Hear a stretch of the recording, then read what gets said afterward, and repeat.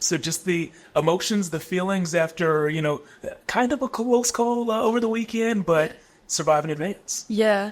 Yeah, it was definitely like a roller coaster of emotions. I was actually like super nervous to play in that match just because like I knew it was going to be my last home match.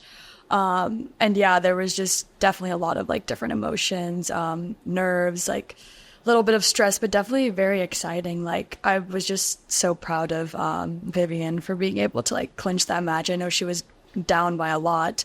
So yeah, just her being able to like come out and clinch, and same with Charlotte and Tanya were also able to win their matches. So just really happy that we were able to survive another day, and that we get to go to UCLA now.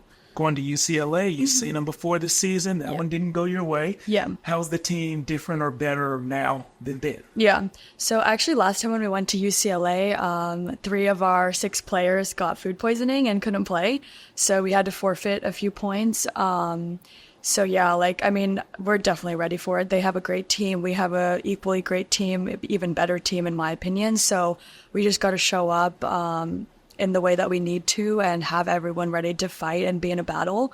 And I think if we do all those things, like we're really prepared. This team is prepared. Like we've put the work in, over these past 5-6 months. So I really truly believe that we will beat UCLA, this weekend if everyone shows up in the way that they need to. What was food? Oh, I don't know. Like we went to this Italian restaurant and we think like that's why, but then like they also thought it could have been like a stomach bug. So I don't know exactly what happened, but they were like Vivian, Charlotte, and Tanya were throwing up for like the whole night before we were supposed to play them, and like the whole day too. So like, I mean, they still played doubles, but they were kind of just there. Like they couldn't really do anything. And then singles was just, they just couldn't play. Like we had to forfeit 2 points. And then Viv like stepped on the court, but she was just dead. Like couldn't play singles. So it was tough. But yeah, like with everyone healthy this weekend, I really believe we can do it. So yeah. How much extra motivation is that now that you guys get, another shot at them? Yeah, it's definitely really motivating. Like we want everything we want to do everything we can to win this weekend. And yeah, like UCLA has always had a good team, and so I think that is like just another reason that we want to win. How much different is it now going on the road? I mean, just with the success you guys have had during your time here, that doesn't happen very often, and how does the mindset change maybe? Yeah.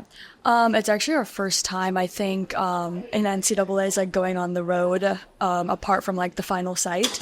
But like, honestly, I don't think it changes anything in my opinion. Like whether it's on the road or at home, you're still playing the same people.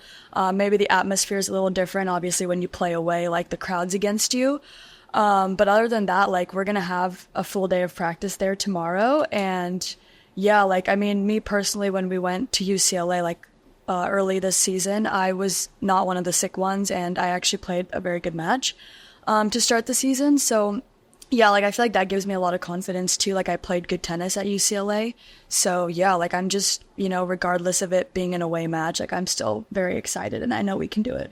Feels like we were just talking to you in Cedar Park a couple of years ago. Well, it feels like it was yesterday. I mean, does it feel that way for you? It's crazy to think that you're a senior. Yeah, no, for sure. Like everything, it just went by so fast. Like the last 4 years flew by, and I think has a lot to do with just like how much fun I've had here, how much I've loved the team the last 4 years. And I think that really, that's just why everything felt so fast. Cause like, how they say, like when you're truly enjoying something, it feels like time just flies by. And that's exactly how I feel with my experience here.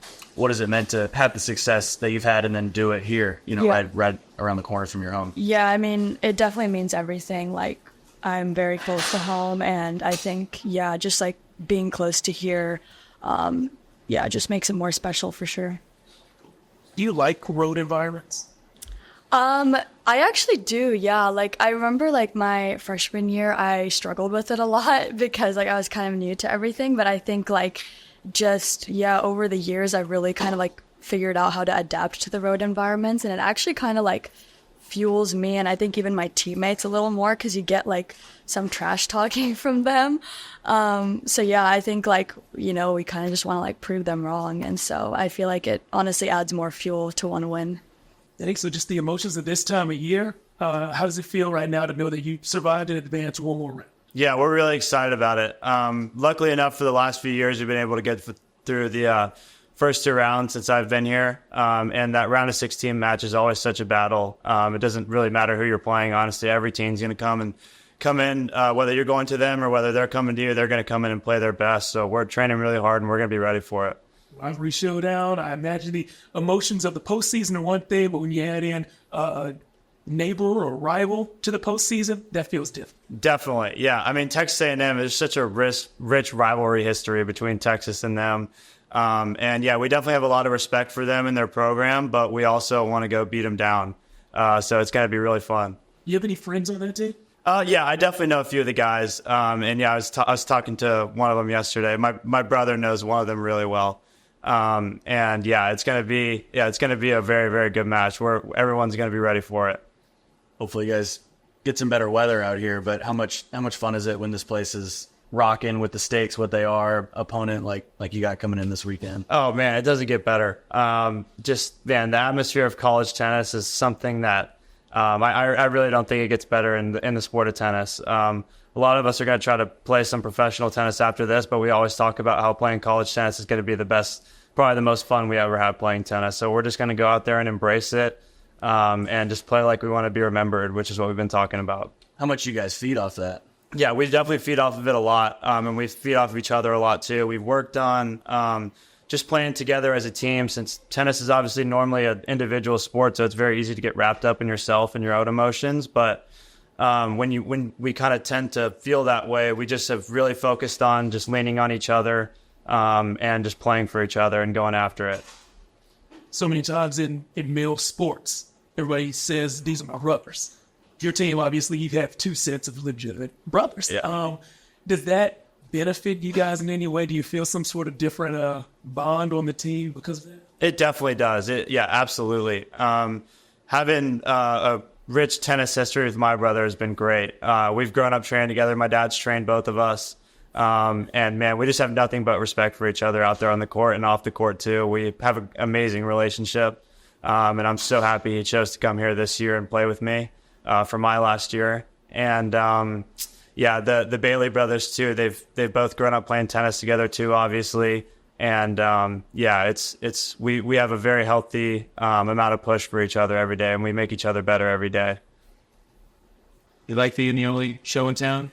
Yeah, I mean, it's okay. Sometimes it's nice to have other teams going and we can piggyback off their crowds. But I guess if you're a Longhorn fan this weekend, you got to come to tennis.